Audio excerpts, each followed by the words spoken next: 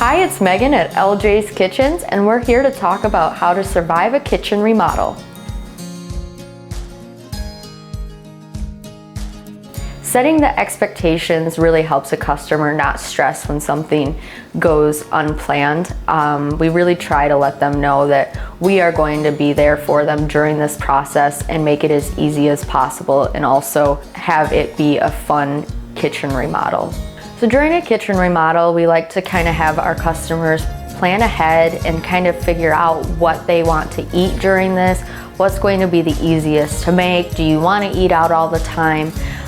It's completely up to you, but we do suggest kind of having a set plan for when the cabinets are torn out and appliances aren't hooked up, because you are going to be inconvenienced a little bit, but hopefully we can prepare you for that and have you in a really good position during the kitchen remodel.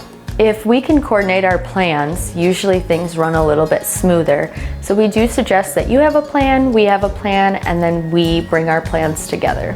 A lot of times people will watch HGTV, which the shows are wonderful, no dissing on that, but they generally just use the highlights of the remodel and they don't leave the nitty-gritty stuff in there where, you know, something came in wrong or something isn't working out with the new configuration, all of those different things. There's lots of times where the unexpected happens, and we just have to roll with it.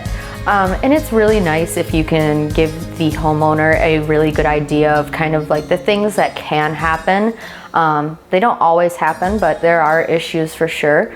And we just like to prepare them the best way we possibly can so that they have realistic expectations and they aren't caught off guard. Remodels can be stressful, and LJ's is here to help you prepare and make an easy transition into your new kitchen. Please stop by LJ's Kitchens and we'd be happy to talk to you about your next remodel.